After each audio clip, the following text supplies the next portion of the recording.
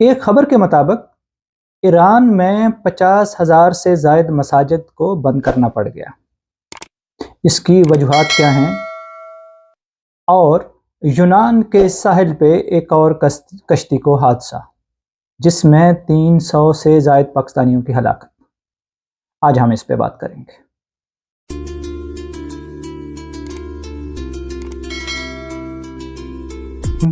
بسم اللہ الرحمن الرحیم۔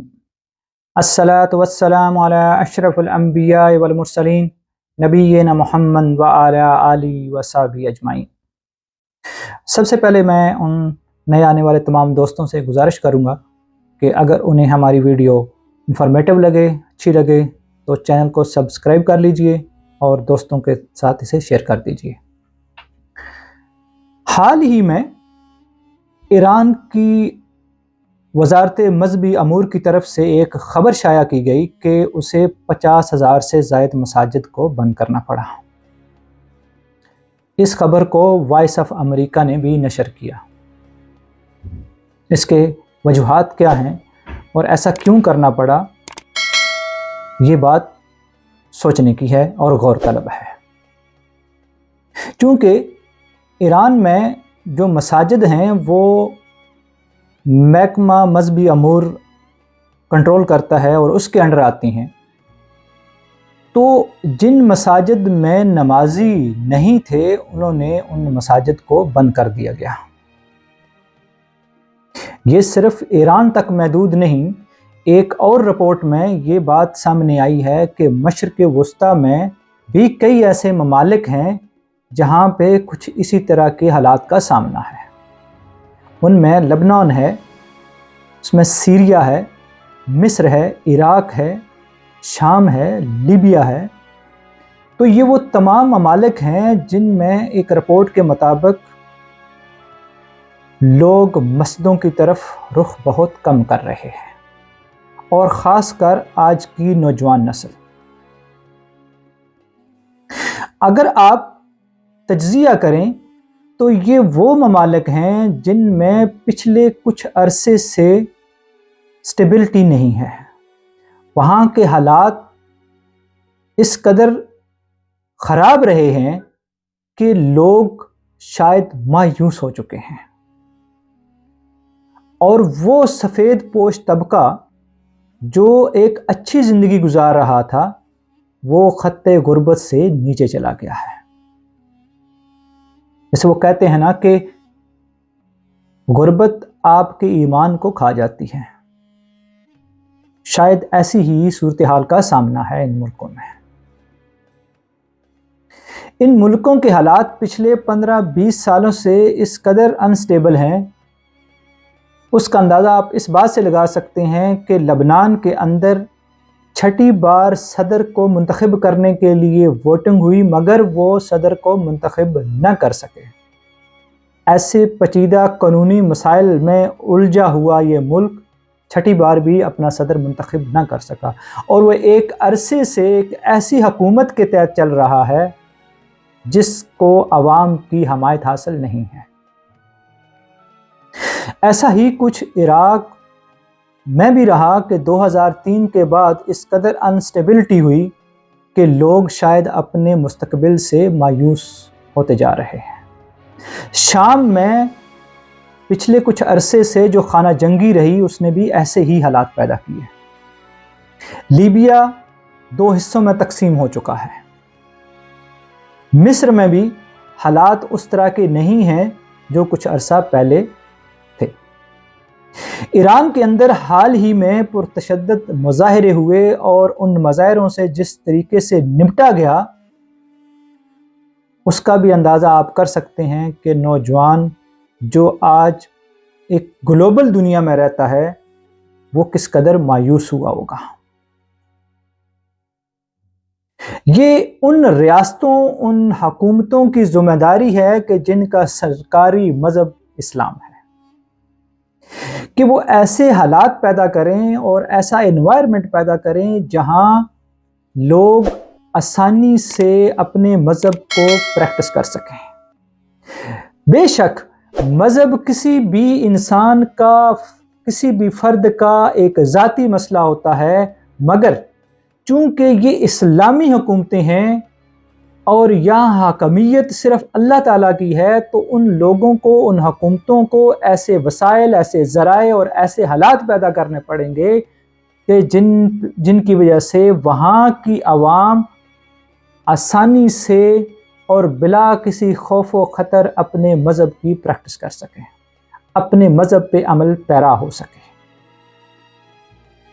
مگر ہم دیکھتے ہیں اگر آپ اس چیز کا تجزیہ کریں تو وہاں کی حکومتوں کا رویہ وہاں کی عوام کے ساتھ کسی اور قسم کا ہے۔ جس قدر حالات خراب ہوئے اسی قدر وہاں اشرفیہ، امراء کا اور طاقتور لوگوں کا جو پکڑ ہے اس ملکوں پہ وہ زیادہ ہوتی گئی اور عوام ان ملکوں کے فیصلوں سے نکلتی چلی گئی۔ ایک وجہ تو یہ بھی ہے کہ لوگ مایوس ہوئے۔ پھر دوسری جو وجہ ہے وہ آج کی جدید دنیا ہے، جس میں لوگ اس قدر سوشل میڈیا اور دیگر انٹرٹینمنٹ کے ذرائع میں غرق ہو چکے ہیں کہ انہیں مذہب کا خیال ہی نہیں ہے۔ یہی وجہ ہے کہ آج کے جو اہل نظر اور علماء ہیں ان کی یہ ذمہ داری بنتی ہے کہ وہ ان لوگوں کی، آج کی نسل کی اس طریقے سے رہنمائی کریں کہ وہ اس جدید دنیا کے اندر اسے سمجھ سکیں۔ مگر المیہ تو یہ ہے کہ وہ علماء جو اپنے خول سے باہر ہی نہیں آنا چاہتے، نہ وہ آ پا رہے ہیں، وہ ایک لگے بندے سسٹم کے تحت وہ بھی چل رہے ہیں، اور وہ آج کی نسل کی اور آج کے نوجوان کی رہنمائی نہیں کر پا رہے ہیں، یا آج کا نوجوان ان سے سیٹسفائیڈ نہیں ہو رہا۔ تو ایسے حالات میں ان علماء کی، ان اہل نظر کی ذمہ داری زیادہ بنتی ہے جن کی نظر جدید دنیا، جدید سائنسی دنیا اور جدید حالات اور آنے والے حالات پہ ہے، اور وہ اس چیز کو سمجھتے ہیں کہ ہمیں ہماری نسل کی رہنمائی کس طرح اور کس طریقے سے ضرورت ہے تاکہ وہ اپنے مذہب سے اس قدر بیگانہ نہ ہو جائے۔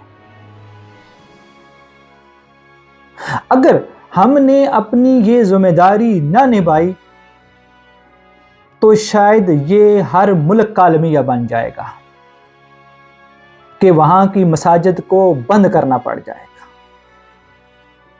یہ کوئی عام بات نہیں یا کسی ایسے ملک کی بات نہیں جس کا مذہب اسلام نہ ہو۔ میں ان ملکوں کی بات کر رہا ہوں جن کا سرکاری مذہب اسلام ہے۔ یہ ان ملکوں کی بات ہو رہی ہے۔ چہ جائے کہ عراق، شام، مصر، لبنان اور لیبیا نے یہ خبر شائع نہیں کی، مگر ایک رپورٹ کے مطابق وہاں حالات بھی اسی قدر ہے۔ پھر ہم دوسری طرف دیکھیں تو آپ سب نے خبروں میں سنا بھی ہوگا، دیکھا بھی ہوگا کہ یونان کے ساحل پہ ایک اور کشتی کو حادثہ ہوا جس میں 300 سے زیادہ پاکستانیوں سمیت بہت سے دوسرے ممالک کے لوگوں کی ہلاکت ہو گئی۔ اور اگر آپ اس کشتی میں ہلاک ہونے والوں کی نیشنلٹی دیکھیں تو وہ انہی ملکوں سے ہیں۔ وہ افغانستان سے ہیں، وہ ایران سے ہیں، وہ پاکستان سے ہیں، وہ شام سے ہیں، وہ مصر سے ہیں، وہ عراق سے ہیں۔ تو کیا وجہ ہے کہ ان ملکوں کا نوجوان مایوس ہو چکا ہے، اور اس مایوسی کی حالت میں وہ موت کو گلے لگانے پہ تیار ہے۔ یعنی کہ اسے پتا ہے کہ یہ خودکشی کا راستہ ہے، میں اگر اس راستے پہ چلا تو موت یقینی ہے، مگر وہ یہ سوچتا ہے کہ یہاں بھوکوں رہ کے مرنے سے بہتر ہے کہ میں ایک ایسے راستے پہ نکل جاؤں جہاں اگر موت آ بھی جائے تو یہ دکھ تو نہیں ہوگا کہ میں نے کچھ جدوجہد نہیں کی تھی۔ اگر میں کنارے لگ گیا تو میں اپنا اور اپنے آنے والی نسل کا مستقبل روشن کر سکتا ہوں۔ اس سال کے شروع میں بھی اٹلی کے ساحل پہ ایک حادثہ ہوا جس میں 100 سے زیادہ پاکستانیوں کی ہلاکت ہوئی۔ یہ یونان میں جو حادثہ ہوا، اس حادثے نے پوری دنیا کو ہلا کے رکھ دیا ہے کہ یہ کیا وجہ ہے کہ ان ملکوں سے لوگ اس قدر مائیگریٹ کر کے یورپ کی طرف آ رہے ہیں۔ مگر ہم دیکھتے ہیں کہ یہ وہ ممالک ہیں اور یہ وہ ملک ہیں جہاں پچھلے کچھ عرصے سے اس قدر حالات خراب ہوئے کہ یہ لوگ مایوس ہو کر نکلنا شروع ہو گئے۔ خاص کر پاکستان کے اندر پچھلے ایک سال میں جس قدر لوگوں نے مائیگریشن کی ہے، یہ شاید 75 سال کی تاریخ میں ایسا نہ ہوا ہو۔ اس کی وجہ کیا ہے؟ کہ لوگوں کو اپنا مستقبل، اپنے بچوں کا مستقبل تاریک نظر آ رہا ہے۔ اور اگر ہم تجزیہ کریں تو ان تمام ملکوں میں اشرفیہ اور امرا وہ طاقتور سے طاقتور اور امیر سے امیر تر ہوتے جا رہے ہیں اور غریب غریب سے تر ہوتا جا رہا ہے، جس کی وجہ سے وہ مایوس ہو رہا ہے۔ اور اگر ہم نے کوئی پلاننگ نہ کی، ہم نے اس نوجوان کو اس کے مستقبل کے بارے میں سیٹسفائی نہ کیا، تو شاید ان ملکوں میں یہی اشرفیہ اور امرا ہی رہ جائیں گے۔ خدا را سوچئے کہ ہم اس نوجوان کے مستقبل کو کیسے بچا سکتے ہیں، ہم اس مایوس نوجوان کو کیسے بچا سکتے ہیں، کیونکہ کسی ملک کی ترقی میں اس کے نوجوان کا سب سے زیادہ ہاتھ ہوتا ہے۔ کسی ملک کی ترقی میں اس کے نوجوان اگر حصہ نہ لیں تو وہ ملک ترقی نہیں کر پاتا۔ ہم نے ایسے ذرائع اور ایسے ذریعے پیدا کرنے ہیں کہ جس سے آج کا نوجوان سیٹسفائیڈ ہو سکے اور اسے لگے کہ میرا اور میری آنے والی نسل کا مستقبل روشن ہے، مگر ہوتا ہوا نظر نہیں آ رہا۔ اور اگر یہی صورتحال رہی تو وہ دن دور نہیں کہ شاید ان ملکوں میں نوجوان ناپید ہو جائے۔ اس کی ایک مثال جاپان ہے، جہاں پہ عمر رسیدہ لوگ اس قدر بڑھ چکے ہیں کہ وہاں پہ جو نوجوانوں کی اسامیاں ہیں انہیں پر کرنے والا کوئی نہیں۔ ایک رپورٹ کے مطابق جاپان میں اس وقت 60 سے 70 لاکھ ایسی اسامیاں خالی ہیں جو صرف نوجوان ہی کر سکتے ہیں۔ مگر چونکہ جاپان میں بوڑھوں کی تعداد زیادہ ہے اور نوجوانوں کی تعداد کم ہے، تو اس لیے وہ آگے بڑھ نہیں پا رہے اور ان کی یہ جگہ کوئی پر نہیں کر پا رہا۔ تو کیا ہم بھی کسی ایسی ہی صورتحال کا سامنا کرنے جا رہے ہیں؟